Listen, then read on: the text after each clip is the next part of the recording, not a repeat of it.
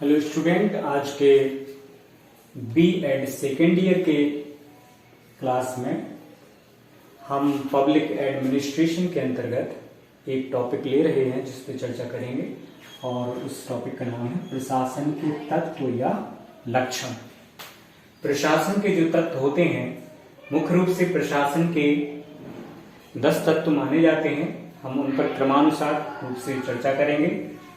सबसे पहले प्रशासन जो होता है इसमें एक से अधिक व्यक्तियों के साथ सहयोग की भावना से कार्य करना होता है। यानी प्रशासन क्या होता है? प्रशासन 2 या 2 से अधिक व्यक्तियों से मिलकर बनता है और उनमें आपस में सहयोग की भावना पाई जाती है। यानी सहयोग की भावना होना प्रशासन का एक प्रमुख तत्व या लक्षण माना जाता है। दूसरा, प्रशासन किसी विशेष उद्देश्य की पूर्ति के लिए किया जाता है या किया जाने वाला कार्य है।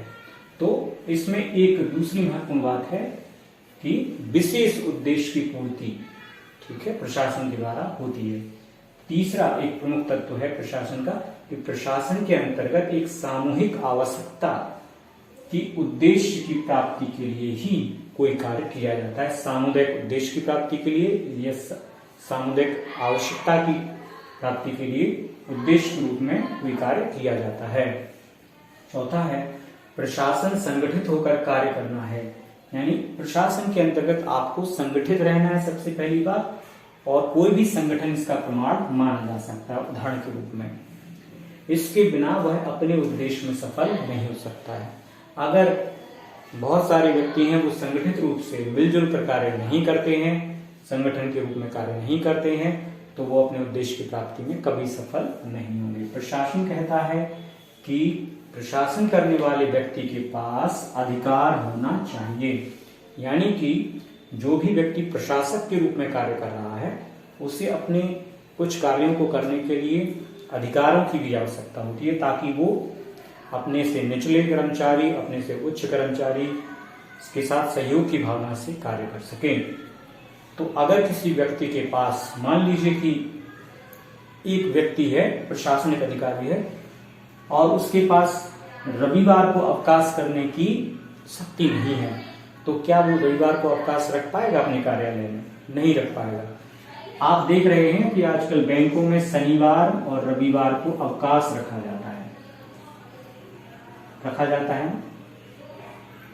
तो जो बैंकों से संबंधित जो प्रशासनिक अधिकारी हैं उनके पास ये शक्ति सरकार ने प्रदान की है कि आप शनिवार और रविवार को अवकाश रख सकते हैं, अगर ताकि जो कर्मचारी हैं, जो बैंक से जुड़े हुए कर्मचारी हैं, वो 5 दिन तक मन लगा के पूरी निष्ठा से अपना कार्य करने में योगदान दें। और दूसरी बात, शनिवार और रविवार को वो अपनी फैमिलीज के साथ, अपने मित्रों के साथ अपना टाइम स्पेंड करें, क्वालिटी टाइम व्यतीत करें, ताकि उनके अंदर नई ऊर्जा का निर्माण हो और वो फिर सोमवार को आए और उतनी ही एनर्जी के साथ बैंकों के कार्य में सहयोग प्रदान कर सकें। तो शनिवार और रविवार को अवकाश देने की जो आज्ञा प्रदान की गई है, अधिकार दिया गया है प्रशासनिक अधिकारियों को, वो ये सोच के दिया गया है कि जो कर्मचारी हैं वो मन लगा के काम करें, पूरी क्षमता के साथ कार्य करें, शारीरिक मानसिक रूप से। और इसलिए सरकार ने और प्रशासनिक अधिकारियों ने निश्चित रूप से इस बारे में सोचा होगा कि अगर कोई व्यक्ति है, उसका परिवार है, उसके मित्र हैं, माता पिता हैं, वो उनके साथ शनिवार और रविवार को क्वालिटी टाइम बिताता है, तो निश्चित रूप से उसमें एनर्जी का निर्माण होता है, उसमें सकारात्मक ऊर्जा का निर्माण होता है। इसलिए उन्होंने उनसे कहा कि 5 दिन तक आप काम करिए और शनिवार और रविवार को अवकाश करिए। लेकिन कुछ अधिकारी ऐसे भी होते हैं कि उनके पास शनिवार का अवकाश करने की शक्ति नहीं होती है, और कुछ अधिकारी ऐसे भी होते हैं जिनके पास रविवार का भी अवकाश करने की शक्ति नहीं होती है। तो ऐसे अधिकारी फिर अपने जो अधीनस्थ कर्मचारियों हैं उनसे सहयोगपूर्ण कार्य की अपेक्षा नहीं रख सकते, क्योंकि जब आपके पास अधिकार ही नहीं है, अगर आपके पास ये अधिकार नहीं है कि आपको ऑफिस का टाइम क्या रखना है, आजकल सभी ऑफिसों में आप देख रहे हैं कि 10 बजे से 4 बजे का समय निश्चित किया गया है। तो अगर आप नेक्स्ट डे किसी कर्मचारी से काम कराना चाहते हैं तो कर्मचारी का समय पर आना और समय पर जाना दोनों ही आवश्यक हैं। समय पे आना इसलिए आवश्यक है ताकि कार्यालय का काम समय से प्रारंभ किया जा सके, और समय से जाना इसलिए भी आवश्यक है ताकि व्यक्ति अपने परिवार के साथ, माता पिता के साथ या मित्रों के साथ समय व्यतीत कर सके और एक टाइम टेबल निश्चित किया सके कि इस टाइम पे आपका अवकाश होना ही है। 10 से 4 आपका अवकाश, 10 बजे से पहले आपको कार्यालय पहुंचना है और 4 बजे आपका अवकाश होगा, यानी 4 बजे के बाद अपने घर जाइए, अपने परिवार के साथ, मित्रों के साथ समय व्यतीत करिए या जो भी आपके पर्सनल वर्क है उनको पूरा करिए, तभी व्यक्ति अनुशासित होगा। ऐसा अनुशासन नहीं हो सकता कि कोई 9 बजे आ जाए और कोई 5 बजे आ रहा हो, कोई व्यक्ति 11 बजे आ जाए, कोई 1 बजे जा रहा हो, कोई व्यक्ति 4 बजे आ रहा हो, तो क्या वो अनुशासन कहलाएगा? नहीं। समय से कोई चीज प्रारंभ करना और समय के अंतराल में ही उसको समाप्त करना अति आवश्यक है, तभी वह क्या होगा, एक संगठित सुनियोजित प्रक्रिया मानी जाएगी, तभी उसे प्रशासन के अंतर्गत रखा जा सकता है। तो प्रशासन करने वाले व्यक्ति के पास अधिकार होना चाहिए, इसी के आधार पर वह दूसरों से कोई कार्य ले सकता है।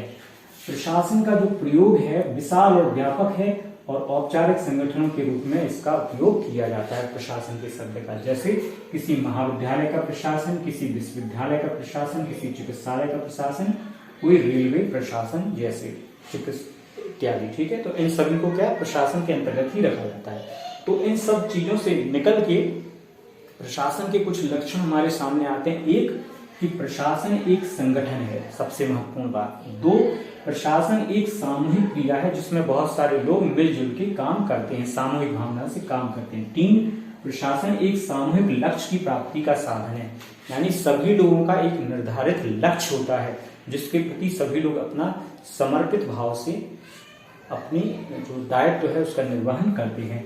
और प्रशासन एक सामुदायिक क्रिया है, अर्थात ये किसी एक व्यक्ति का उद्देश्य नहीं, ये सभी व्यक्तियों के उद्देश्य और समुदाय की सेवा की भावना से उस उद्देश्य की पूर्ति के लिए सभी लोग सहयोगात्मक रूप से अपना योगदान प्रदान करते हैं।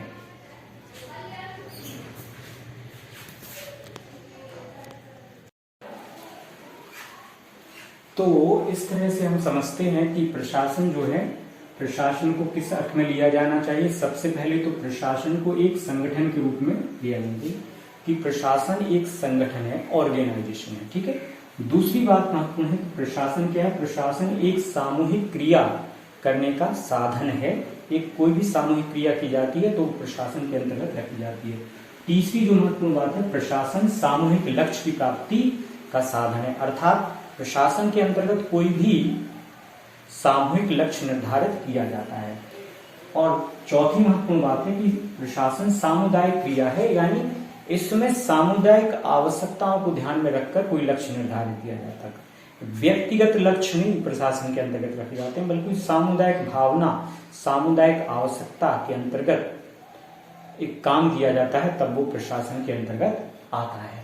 तो इसीलिए विश्वविद्यालयों के प्रशासन को, रेलवे प्रशासन को, चिकित्सालय के प्रशासन को या कोई बहुत बड़ा महाविद्यालय है उसके प्रशासन को प्रशासनिक ढांचे या प्रशासनिक संगठन के रूप में देखा जाता है।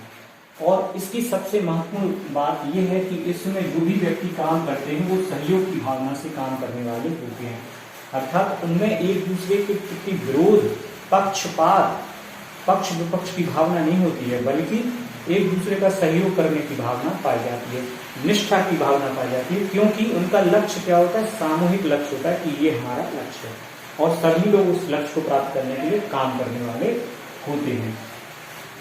इसके अतिरिक्त एक महत्वपूर्ण बात देखिए, मैंने कहा है कि प्रशासन में प्रशासन चलाने वाले व्यक्ति को प्रशासक कहा जाता है, और अगर उसके पास प्रशासन से संबंधित अधिकार हैं तब भी वह प्रशासन का काम कर सकता है, तभी वह प्रशासक कहलाता है। बगैर अधिकारों के कोई भी व्यक्ति प्रशासक नहीं होता है, चाहे वो अधीनस्थ प्रशासक हो, चाहे सर्वोच्च प्रशासक हो और चाहे मध्य प्रशासक, मतलब सभी लोग एक दूसरे से जुड़े हुए हैं, कहीं ना कहीं एक दूसरे के ऊपर जुड़े हैं, तभी तो वो कार्यों का निस्तारण कर पाएंगे। तो हर व्यक्ति के पास एक निश्चित अधिकार होना चाहिए। तो जैसे मैंने बताया था कि एक टाइम टेबल, समय सारणी के अनुसार ही किसी भी प्रशासनिक ढांचे का जो कार्य है वो किया जाता है। जैसे महाविद्यालयों का या विश्वविद्यालयों का कार्य करने का एक समय निश्चित होता है, उसी समय पर प्रशासनिक अधिकारी कार्य करते हैं।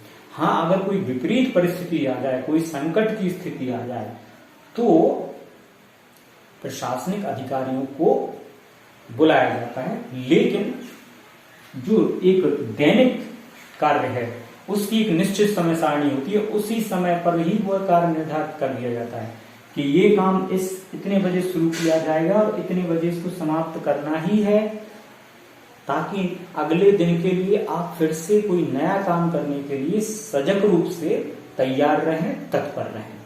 Thank you very much.